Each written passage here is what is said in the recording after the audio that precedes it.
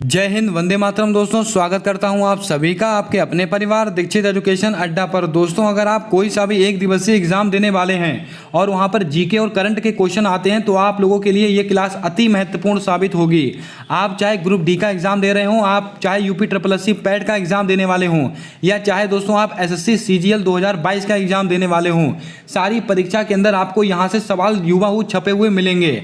सारे सवालों को आप अपनी कॉपी के अंदर वन लाइनर नोट्स के रूप में नोट करते चलिएगा और परीक्षा से पहले इस वीडियो को देखकर जाइएगा। दोस्तों, आपकी परीक्षा में यहाँ से 7 से 8 सवाल आपको हुबहू छपे हुए मिलने वाले हैं। आइए दोस्तों, बिना देर के हुए सबसे पहले सवाल की ओर हम बात करते हैं। हमारा पहला और अति महत्वपूर्ण सवाल है, 94 ऑस्कर अवार्ड में बेस्ट एक्टर का अवार्ड किसको दिया गया था? जैन कैंपियन को दिया गया है, विल स्मिथ को दिया गया है, PR सर्जेस को दिया गया है, या डेजी रॉकवेल को दिया गया है? क्या होगा आपका सही जवाब? अति महत्वपूर्ण सवाल है, जल्दी से बताइएगा दोस्तों।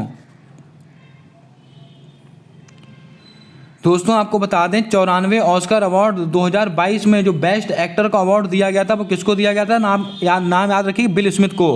किसको? विल स्मिथ को दिया गया है, इसको आप नोट करके रखिएगा। और दोस्तों, बेस्ट फिल्म का पुरस्कार किसको दिया गया? कोड़ा। कौन सी दोस्तों? कोड़ा।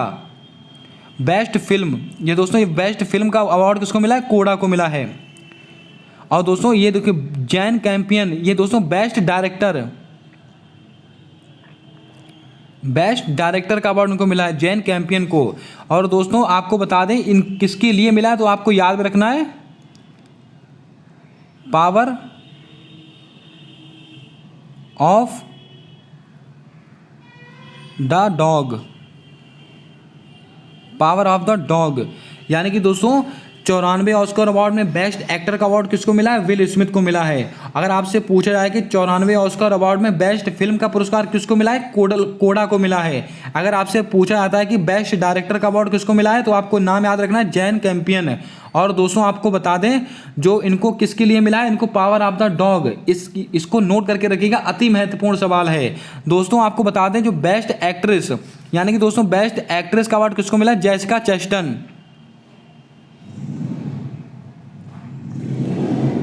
आप ये चेस्टन याद रखिएगा, जेसिका चेस्टन को मिला है बेस्ट एक्ट्रेस का अवार्ड।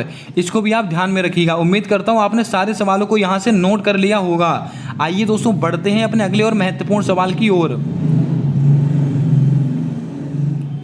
दोस्तों हमारा अगला और महत्वपूर्ण सवाल है, निम्नलिखित में से बाल्टिक देश नहीं है। अति महत्वपूर्ण सवाल है दोस्तों। बाल्टिक देश, रूस यूक्रेन युद्ध के बीच में ये सारे मुद्दे बहुत ही चर्चा के विषय बने हुए थे।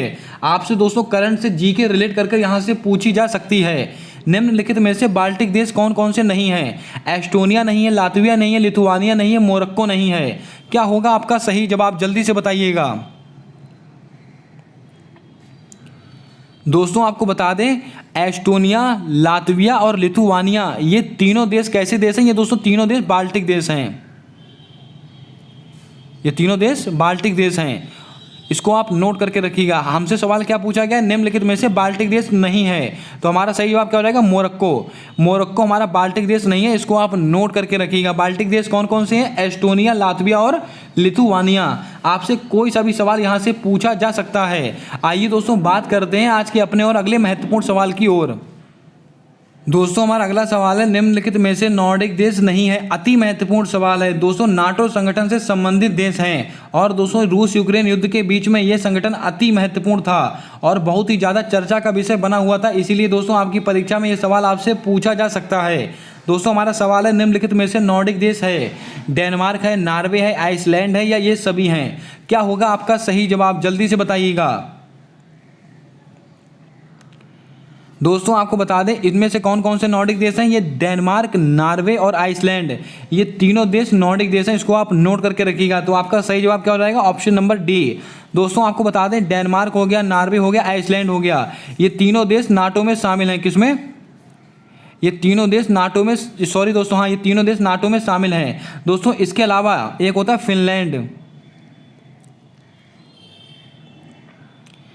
फिनलैंड और स्वीडन, ये भी दोस्तों नॉर्डिक देश ही होते हैं। और दोस्तों नॉर्डिक देश कितने हैं? नॉर्डिक देश हैं 5। कौन कौन से? डेनमार्क हो गया, नॉर्वे हो गया, आइसलैंड हो गया, फिनलैंड हो गया, स्वीडन हो गया। ये 5 नॉर्डिक देश हैं, जिसमें से दोस्तों आपको बता दें डेनमार्क, नॉर्वे और आइसलैंड ये तीनों नाटो में शामिल हैं। और दोस्तों ये जो दोनों हैं फिनलैंड और स्वीडन, ये नाटो में शामिल होने के लिए इन्होंने अपील की है, इन्होंने बात की है। लेकिन दोस्तों ये दोनों देश अभी नाटो में शामिल नहीं हैं। नाटो अति महत्वपूर्ण संगठन है। इसकी स्थापना कब हुई है? 4 अप्रैल 1949 को। और दोस्तों इसमें कितने देश शामिल हैं? इसके अंदर 30 देश शामिल हैं। और दोस्तों इसका मुख्यालय कहाँ पर स्थित है? ब्रुसेल्स, बेल्जियम में स्थित है। दोस्तों आप लोगों के लिए एक सवाल है, इसकी जो सामूहिक सुरक्षा की धारा होती है वो कौन सी धारा है? इसका जवाब आप कमेंट कर बताएंगे। आइए दोस्तों बढ़ते हैं आज के अगले और महत्वपूर्ण सवाल की ओर। दोस्तों हमारा अगला सवाल है 56वां ज्ञानपीठ पुरस्कार किसको मिला? अति महत्वपूर्ण प्रश्न है, इसको आप वेरी इंपॉर्टेंट की श्रेणी में रखिएगा, आपकी परीक्षा में नंबर दिलाएगा आपको यह सवाल है। 56वां ज्ञानपीठ पुरस्कार किसको मिला है? नीलमणि फूफड़ को मिला है, दामोदर मौजा को मिला है, जी शंकर कुरूप को मिला है, या डॉक्टर सिंथिया जबिक को मिला है? क्या होगा आपका सही जवाब? जल्दी से बताइएगा। चारों नाम अति महत्वपूर्ण नाम हैं और चारों के बारे में आपको मैं पूरी जानकारी देने वाला हूं। दोस्तों आपको बता दें 56वां ज्ञानपीठ पुरस्कार किसको मिला है, तो आपको याद में रखना ये नीलमणि फूफड़ को मिला है। दोस्तों आप इसको ऐसे याद कर सकते हैं कि इंसान जो होता है 56 तरह के भोग खाकर बिल्कुल फूल जाता है, तो नीलमणि फूफड़।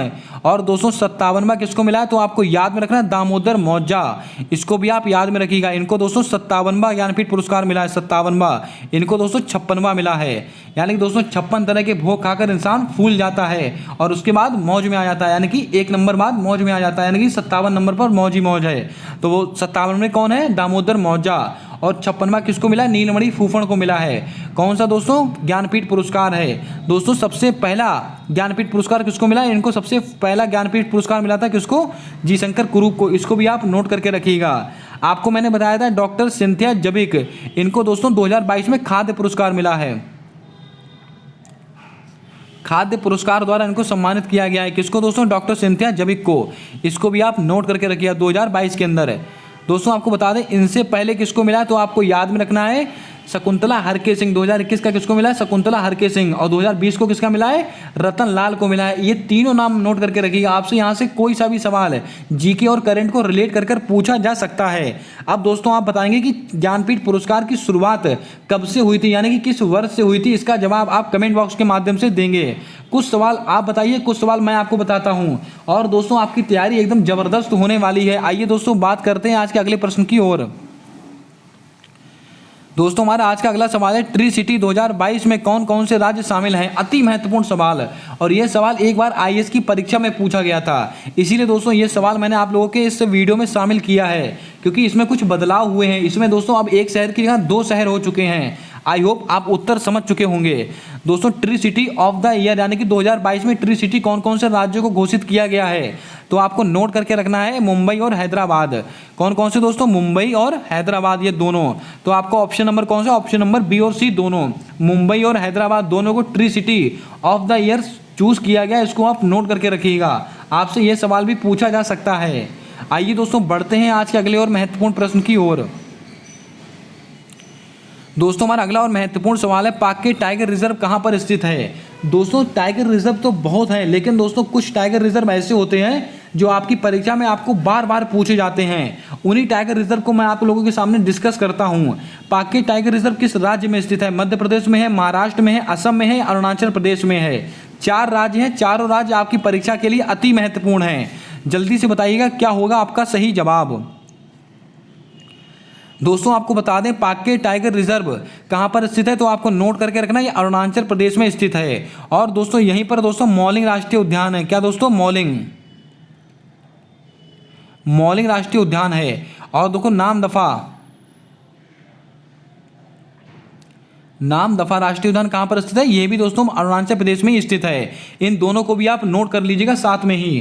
पाक के टाइगर रिजर्व, मौलिंग राष्ट्रीय उद्यान और नामदफा राष्ट्रीय उद्यान, ये सब कहाँ पर स्थित है? ये सब दोस्तों अरुणाचल प्रदेश में स्थित हैं। घूम फिर के दोस्तों आपसे यहीं से सवाल पूछे जाते हैं।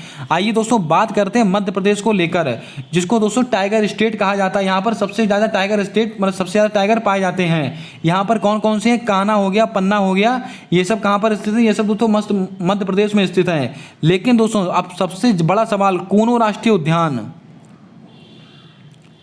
अति महत्वपूर्ण और चर्चा का विषय बना हुआ है। कूनो राष्ट्रीय उद्यान, कूनो राष्ट्रीय उद्यान कहाँ पर स्थित है, तो आपको नोट करके रखना है, ये मध्य प्रदेश में स्थित है।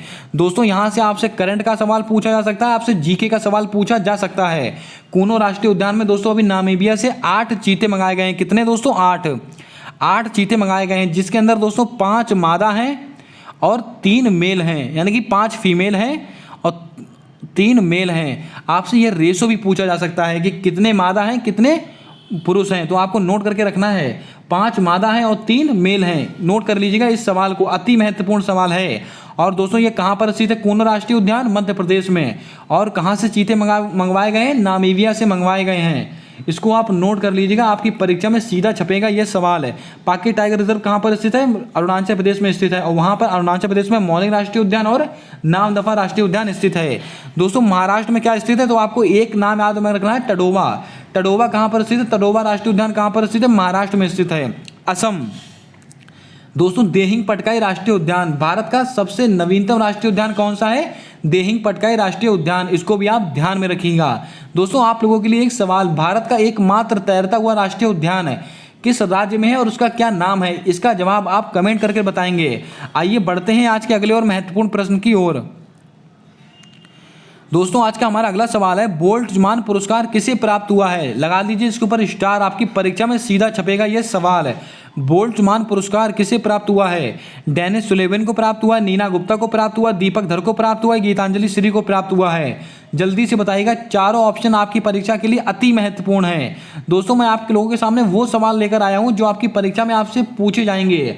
जीके के नाम पर आप बिल्कुल कचरा मत पढ़िए, ऐसे सवाल पढ़िए जो आपकी परीक्षा के लिए अति महत्वपूर्ण हो। बोल्ट्जमान पुरस्कार किसको प्राप्त हुआ, तो आपको याद में रखना ये दीपक धर को प्राप्त हुआ है। किसको? दीपक धर को। आपका ऑप्शन नंबर सी आपका सही जवाब होगा। और ये कहाँ से? आईआईटी कानपुर। आईआईटी कानपुर, ये दोस्तों आईआईटी कानपुर से संबंधित है, इसको भी आप थोड़ा ध्यान में रखिएगा। आपसे यह भी सवाल पूछा जा सकता है कि ये किस आईआईटी से संबंधित है? आईआईटी कानपुर। नीना गुप्ता, इनको दोस्तों रामानुजम पुरस्कार मिला है। क्या दोस्तों? रामानुजम, इनको रामानुजम पुरस्कार द्वारा सम्मानित किया गया है। दोस्तों डेनिस सुलेवन, इनको भी दोस्तों बताइएगा टोपोलॉजी के लिए, इनको दोस्तों टोपोलॉजी के लिए इनको पुरस्कार दिया गया है, जो मैथमेटिक्स से संबंधित होता है।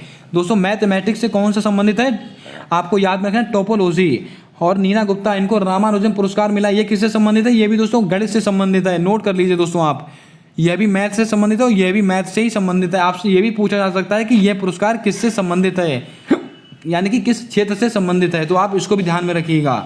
गीतांजलि श्री, इनको दोस्तों अंतर्राष्ट्रीय बुकर पुरस्कार द्वारा सम्मानित किया गया, अंतर्राष्ट्रीय बुकर पुरस्कार द्वारा इनको सम्मानित किया गया है।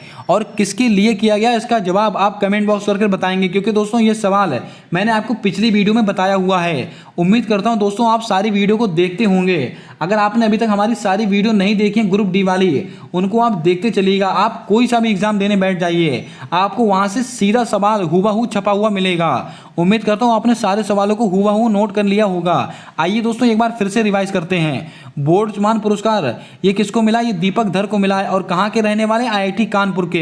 और डेनिस सुलेवन, इनको किसको लिए मिला? टोपोलॉजी के लिए मिला है। और टोपोलॉजी किससे संबंधित है? मैथमेटिक्स से संबंधित है। नीना गुप्ता, इनको रामानुजम पुरस्कार मिला है, और किससे संबंधित है दोस्तों? ये मैथमेटिक्स से संबंधित है। गीतांजलि श्री, इनको दोस्तों अंतर्राष्ट्रीय बुकर पुरस्कार मिला है, और दोस्तों इनको किसके लिए मिला है, ये जवाब आप कमेंट बॉक्स करके बताएंगे। आइए बढ़ते हैं आज के अगले और महत्वपूर्ण सवाल की ओर। दोस्तों हमारा अगला प्रश्न है, राष्ट्रीय जलमार्ग 2 किस नदी पर स्थित है? परीक्षा में बार बार रिपीट होने वाला सवाल है। गंगा नदी पर, ब्रह्मपुत्र नदी पर, नर्मदा नदी पर, कृष्णा नदी पर? क्या होगा आपका सही जवाब, जल्दी से बताइएगा। राष्ट्रीय जलमार्ग 2 किस नदी पर स्थित है, तो आपको नोट करके रखना है, ये दोस्तों ब्रह्मपुत्र नदी पर स्थित है। और दोस्तों इसी नदी पर माजुली द्वीप स्थित है, इसी नदी पर माजुली द्वीप इसी नदी पर स्थित है। दोस्तों आपको बता दें ये राष्ट्रीय जलमार्ग 2, ये दोस्तों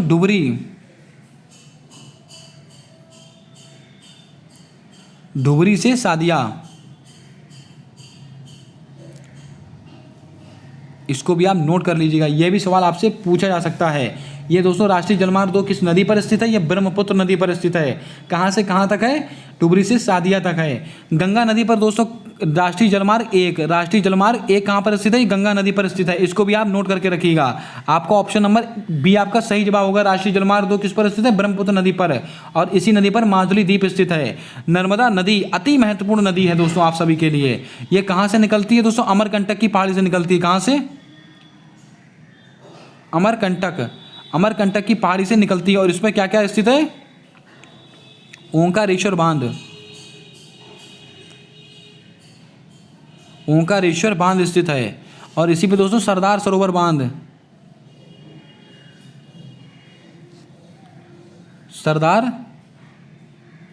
बांध इसी नदी पर स्थित है। और दोस्तों इसी पर धुआंधार जलप्रपात, मैं आपको ये सवाल बहुत बार बता चुका हूँ, धुआंधार जलप्रपात स्थित है, नर्मदा नदी पर स्थित है। इसको आप नोट करके रखिएगा। दोस्तों आप लोगों के लिए एक सवाल, कृष्णा नदी की दोस्तों सहायक नदियां कौन कौन सी हैं? जल्दी से बताइएगा। और आपको बता दें कृष्णा नदी कहाँ से निकलती है, तो आपको नोट करके रखना है। ये महाबलेश्वर महाराष्ट्र से निकलती है। इसको आप ध्यान में रखिएगा। अब आप कमेंट करके बताएंगे कि कृष्णा नदी की सहायक नदियाँ कौन कौन सी हैं। मैंने आपको बता रखी हैं, 3 नदियों के नाम मैंने आपको बताया है, और वो तीनों नदियाँ आपके लिए अति महत्वपूर्ण है। जल्दी से कमेंट करके बताइएगा कौन कौन सी नदियाँ हैं। उम्मीद करता हूँ दोस्तों आपने सारे सवालों को नोट कर लिया होगा। आइए बढ़ते हैं आज के अगले और महत्वपूर्ण प्रश्न की ओर। दोस्तों हमारा अगला सवाल है, वन क्षेत्र की वृद्धि के अनुसार प्रथम राज्य कौन सा है? अति महत्वपूर्ण। दोस्तों इस बार जो वन रिपोर्ट आई है 2021-2022 की, उसके अंदर जो वन क्षेत्र की वृद्धि में सबसे अधिक कौन सा स्थान है? किस राज्य का? मध्य प्रदेश का है, मिजोरम का है, आंध्र प्रदेश का है, हरियाणा का है? क्या होगा आपका सही जवाब? जल्दी से बताइएगा। आपकी परीक्षा में सीधा छपेगा ये सवाल है। दोस्तों ग्रुप डी की परीक्षा में ये प्रश्न 2 से 3 बार पूछा गया है।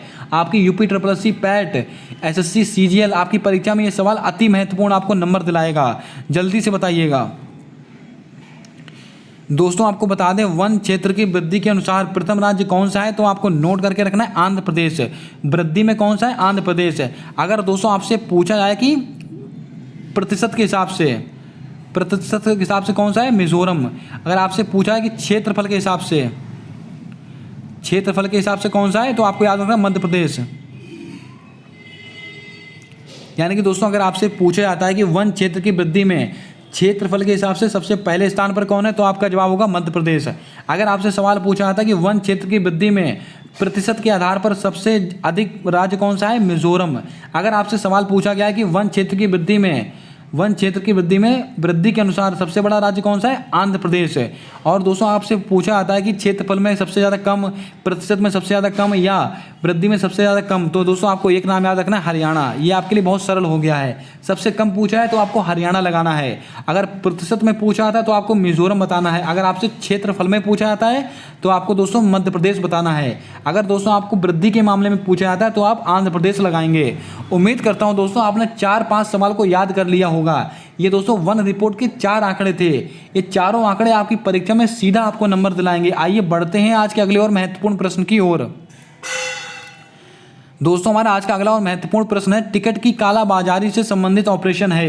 एक बहुत ही महत्वपूर्ण और जबरदस्त सवाल करंट अफेयर का।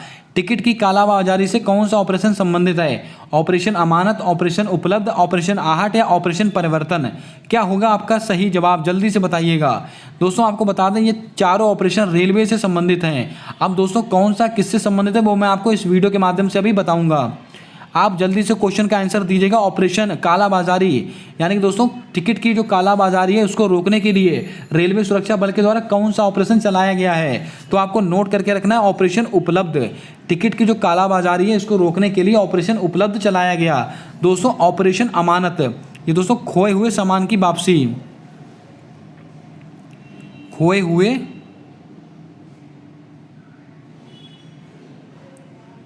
सामान की वापसी, उसके लिए दोस्तों कौन सा ऑपरेशन चलाया गया? ऑपरेशन अमानत है। ऑपरेशन आहट दोस्तों महिला और बच्चों की तस्करी को रोकने के लिए, महिला बच्चे की तस्करी को रोकने के लिए, महिला और बच्चों की तस्करी को रोकने के लिए कौन सा अमानत चलाया गया? ऑपरेशन आहट।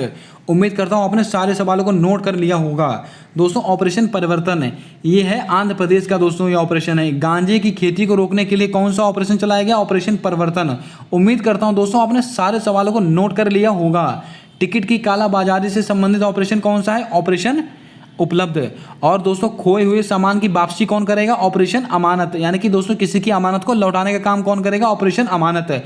और दोस्तों ऑपरेशन आहट, यानी कि दोस्तों महिला बच्चों की तस्करी को रोकने के लिए कौन सा? ऑपरेशन आहट है। और दोस्तों ऑपरेशन परिवर्तन किससे संबंधित है? आंध्र प्रदेश से संबंधित है, यानी कि गांजे की खेती को रोकने के लिए। उम्मीद करता हूं दोस्तों आपने सारे सवालों को नोट कर लिया होगा।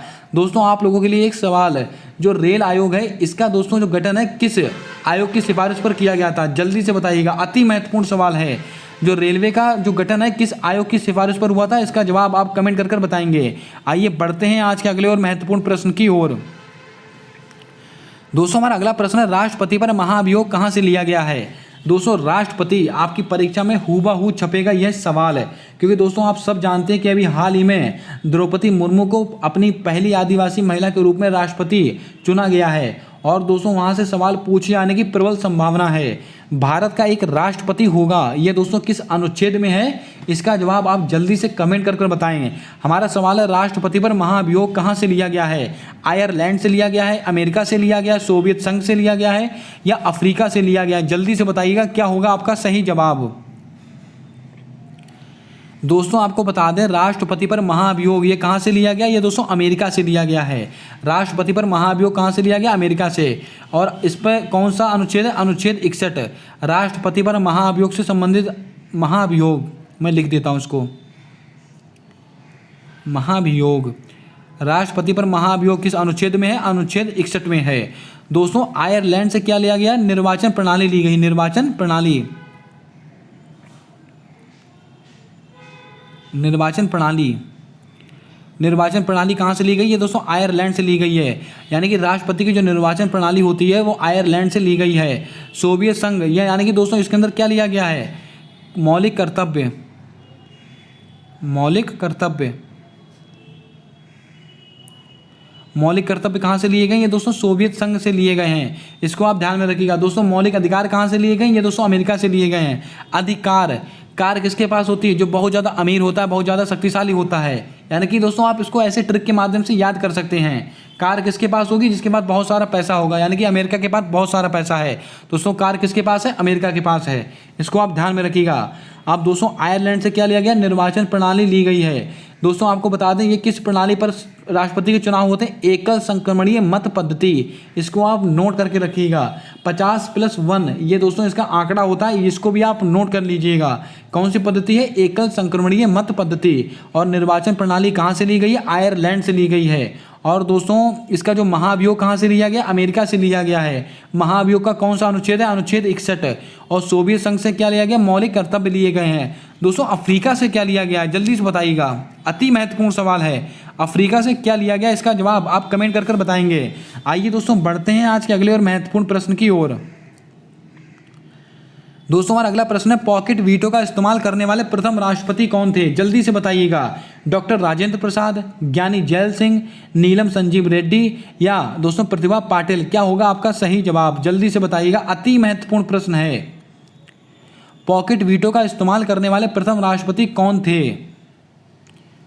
दोस्तों आपको बता दें इसका सही जवाब क्या हो जाएगा, तो आपको नाम याद रखना है, ज्ञानी जैल सिंह। इन्होंने दोस्तों पॉकेट वीटो का इस्तेमाल किया था। यानी कि दोस्तों पॉकेट वीटो का इस्तेमाल करने वाले ऐसे एकमात्र राष्ट्रपति कौन है? ज्ञानी जैल सिंह। आइए दोस्तों बात करते हैं राष्ट्रपति को लेकर। डॉक्टर राजेंद्र प्रसाद, इनको दोस्तों भारत रत्न कब दिया गया था? सन 1962 में। इसको आप वेरी इंपॉर्टेंट करके नोट करके रखिएगा। भारत के जो प्रथम राष्ट्रपति थे डॉक्टर राजेंद्र प्रसाद, इनको कब दिया गया था दोस्तों भारत रत्न? इनको ध्यान में रखना है, वर्ष 1962 में इनको भारत रत्न प्रदान किया गया था। भारत रत्न, इसको ध्यान में रखिएगा। और दोस्तों नीलम संजीव रेड्डी, ये दोस्तों क्या है? ये निर्विरोध, एकमात्र ऐसे दोस्तों राष्ट्रपति जो निर्विरोध चुने गए।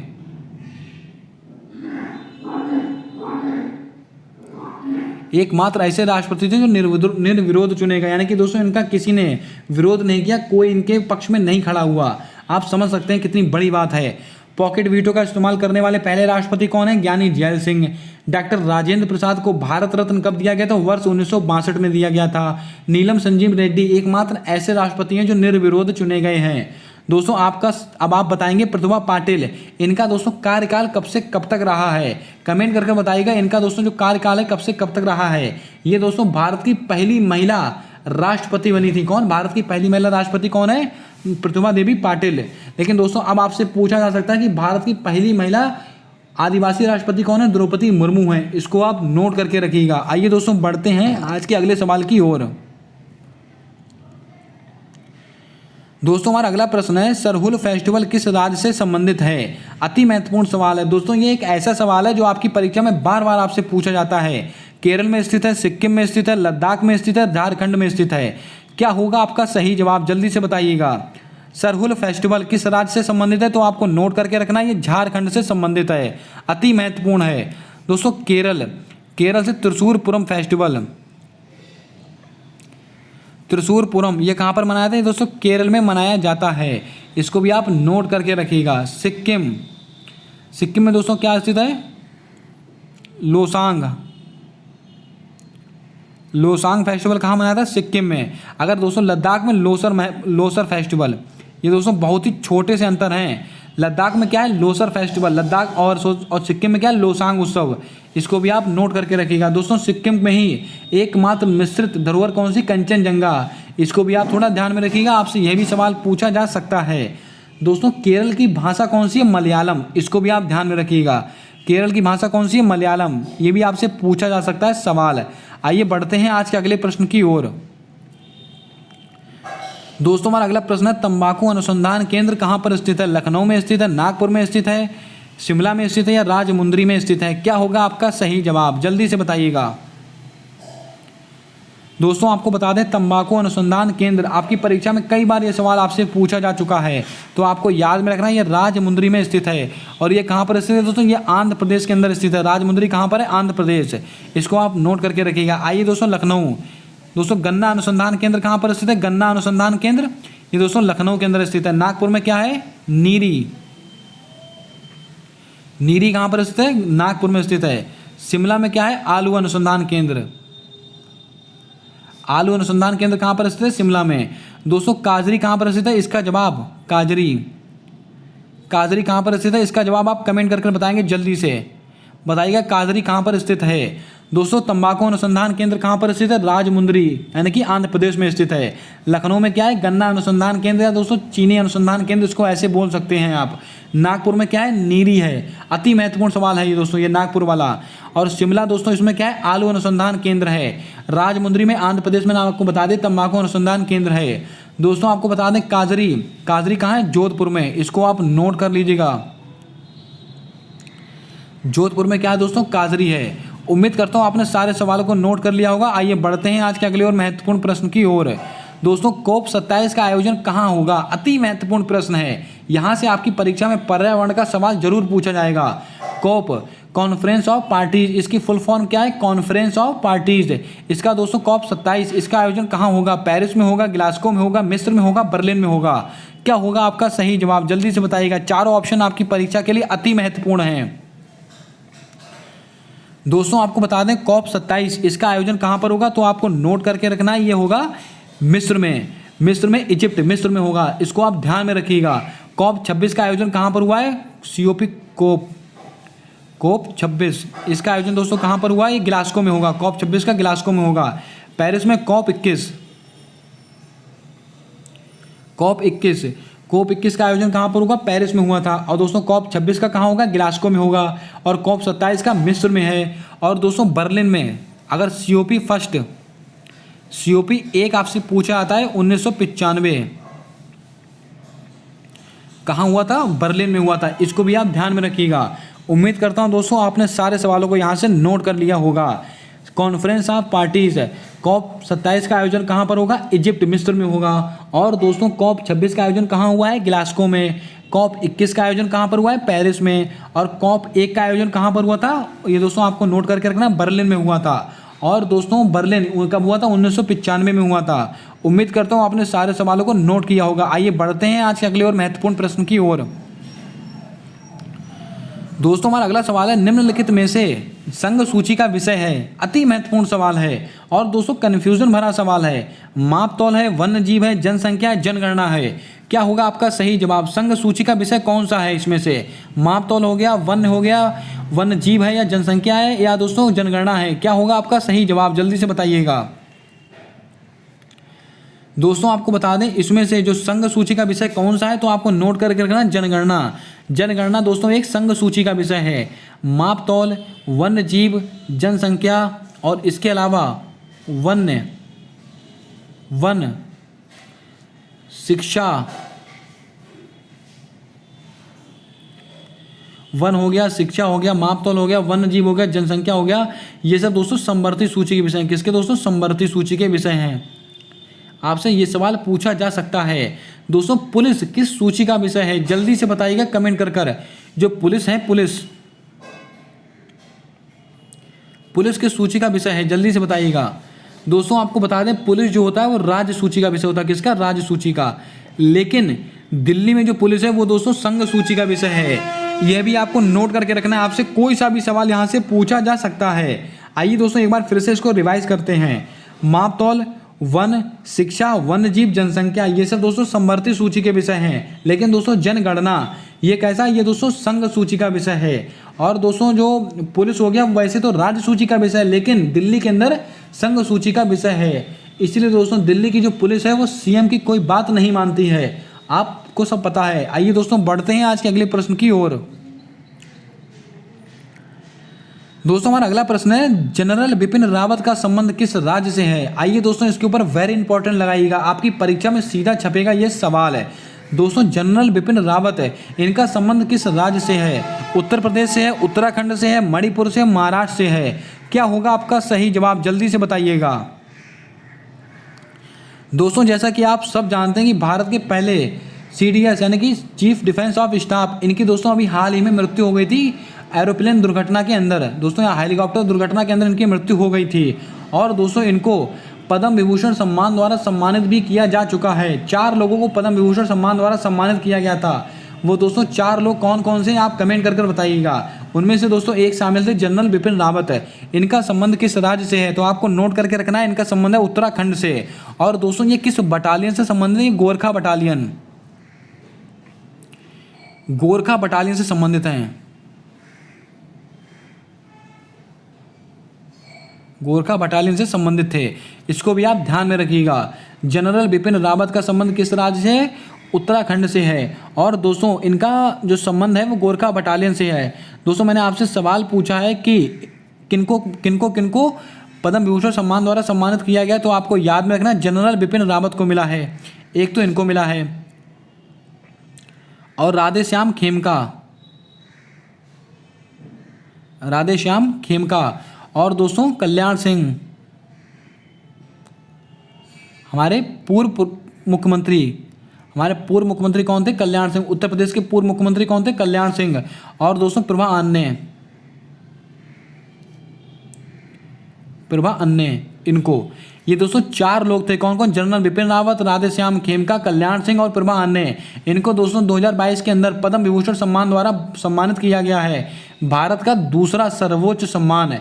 दोस्तों पहला कौन सा है? भारत रत्न। दूसरा कौन सा है? पद्म विभूषण। तीसरा कौन सा है? पद्म भूषण। चौथा कौन सा है? पद्म श्री। ये भारत के 4 सर्वोच्च सम्मान है। आपको ये भी पता होना चाहिए, इनके क्रम भी आपको पता होने चाहिए। और आइए दोस्तों बात कर लेते हैं आज के अगले और महत्वपूर्ण प्रश्न की ओर।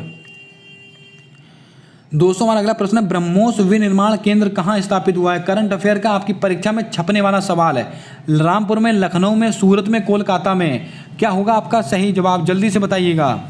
दोस्तों ब्रह्मोस विनिर्माण केंद्र कहाँ पर स्थापित हुआ है? तो आपको नोट करके रखना है, लखनऊ के अंदर हुआ है। दोस्तों यहीं पर पैरा बैडमिंटन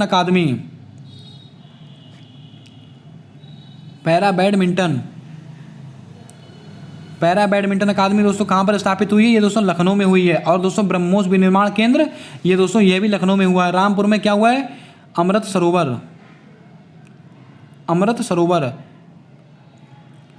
सरोवर का दोस्तों शुरुआत कहाँ हुई है? इसका निर्माण कहाँ हुआ है? ये दोस्तों रामपुर में हुआ है, जो उत्तर प्रदेश में स्थित है। लखनऊ कहाँ पर स्थित है? उत्तर प्रदेश में स्थित है। इसको आप ध्यान में रखिएगा, आपसे यहाँ से सवाल 100% पूछा जाएगा। UPSSC पैट के लिए ये सवाल अति महत्वपूर्ण है। सूरत में दोस्तों क्या हुआ था, तो आपको याद में रखना स्टील रोड, कचरे से स्टील रोड कहाँ पर बनाई गई है, तो आपको याद में रखना सूरत में बनाई गई है, इसको भी आप ध्यान में रखिएगा। और दोस्तों 6 लाइन की है, कितने दोस्तों 6 लाइन की है, इसको भी आप नोट करके रखिएगा। सूरत में क्या हुआ, स्टील रोड बनाई गई है कचरे से। और दोस्तों ब्रह्मोस विनिर्माण केंद्र कहाँ पर स्थित है, लखनऊ में स्थित है। और यहीं पर पैरा बैडमिंटन अकादमी स्थित है। रामपुर में क्या स्थित है, अमृत सरोवर स्थित है। और दोस्तों यहाँ पर कोलकाता में दोस्तों अभी हाल ही में क्या हुआ, जल्दी से बताइएगा, वाटर मेट्रो सेवा, इसका प्रारंभ कहाँ किया गया है, कोलकाता में किया गया है। अब दोस्तों आपको बताना है कि किस नदी में किया गया है, जल्दी से बताइएगा। आइए दोस्तों बढ़ते हैं आज के अगले और महत्वपूर्ण प्रश्न की ओर।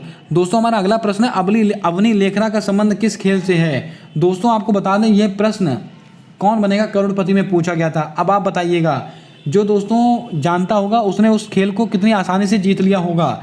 अवनी लेखरा का संबंध किस खेल से है। और दोस्तों मैंने आपको यह खेल विशेषांक के अंदर 20 बार बताया है और अपनी वीडियो में भी मैंने कई बार चर्चा की है अवनी लेखरा को लेकर। अति महत्वपूर्ण नाम है आने वाली सारी परीक्षाओं के लिए। टेबल टेनिस से संबंधित है, शूटिंग से संबंधित है, वेट लिफ्टिंग से संबंधित है, बॉक्सिंग से संबंधित है। क्या होगा आपका सही जवाब, जल्दी से बताइएगा। दोस्तों आपको बता दें अवनी लेखरा, इनका संबंध किससे है, तो आपको नोट करके रखना, शूटिंग से संबंधित है। और दोस्तों इन्होंने टोक्यो पैरा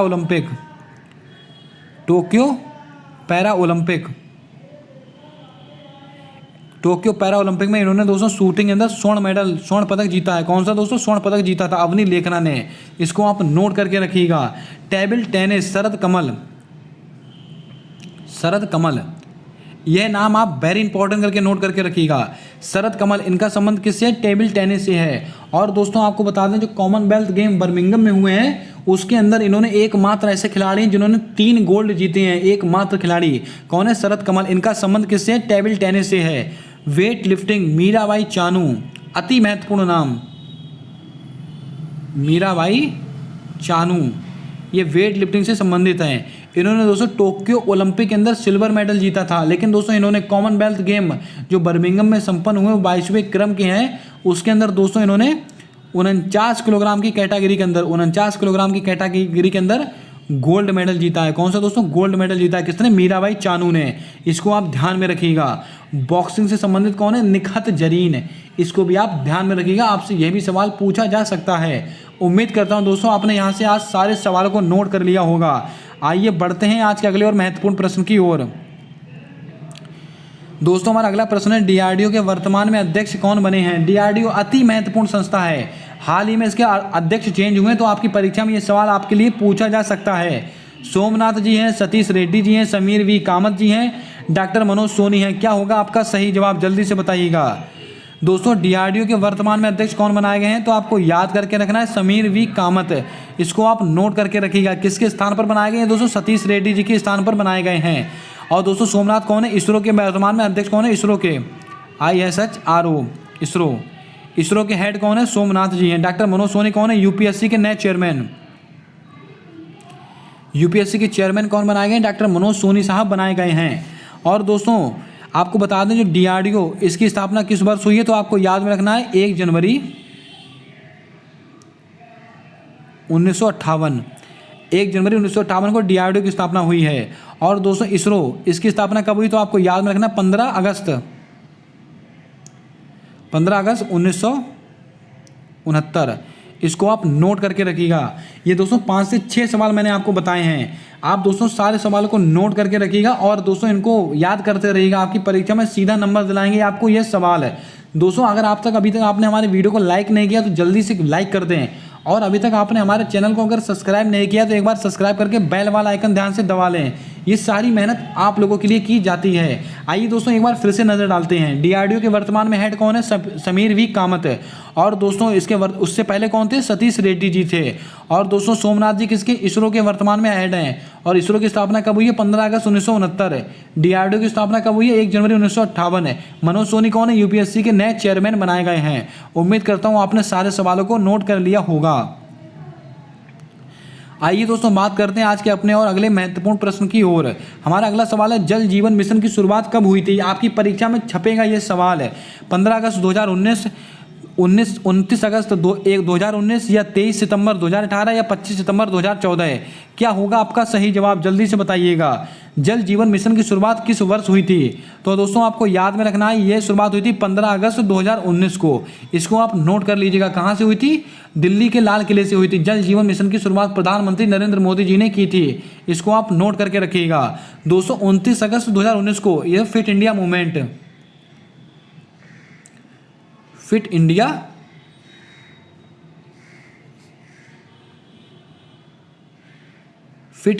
इंडिया मूवमेंट की शुरुआत कब हुई थी? 29 अगस्त 2019। 29 अगस्त को दोस्तों खेल दिवस मनाया जाता है, आप सब जानते हैं। जल जीवन मिशन की शुरुआत कब हुई थी? 15 अगस्त 2019। कहाँ से? दिल्ली के लाल किले से। और फिट इंडिया मूवमेंट 29 अगस्त को हुई थी। और तो 23 सितंबर 2018 आयुष्मान भारत योजना, अति महत्वपूर्ण नाम है दोस्तों, आयुष्मान भारत योजना। इसकी शुरुआत कब हुई है? तो इसकी शुरुआत हुई है 23 सितंबर 2018। 25 सितंबर 2014 मेक इन इंडिया, इसकी शुरुआत कब हुई है? 25 सितंबर 2014। उम्मीद करता हूं दोस्तों आपने यहां से आज सारे सवालों को नोट किया होगा और आज के सारे सवाल आपको अच्छे लगे होंगे। जल्दी से कमेंट करके बताइएगा कि आज के सवाल आपको कैसे लगे और दोस्तों आपने इस वीडियो से कुछ नया सीखा कि नहीं। आप जल्दी से वीडियो को लाइक कर दें। अगर अभी तक आपने हमारे यूट्यूब चैनल को सब्सक्राइब नहीं किया तो सब्सक्राइब करके बेल वाला आइकन ध्यान से दबा लें, क्योंकि दोस्तों आने वाली सारी वीडियोस के अपडेट आप तक आसानी से पहुंचते रहें। मिलते हैं आने वाली अगली वीडियो में, तब तक के लिए जय हिंद जय भारत। दोस्तों जाते जाते मैं आप लोगों के लिए एक सवाल देकर जाता हूँ। जल्दी से बताइएगा कि जन धन योजना किस वर्ष प्रारंभ हुई थी? जल्दी से उसका जवाब आप कमेंट कर बताएंगे। मिलते हैं आने वाली अगली वीडियो में, तब तक के लिए जय हिंद जय भारत दोस्तों।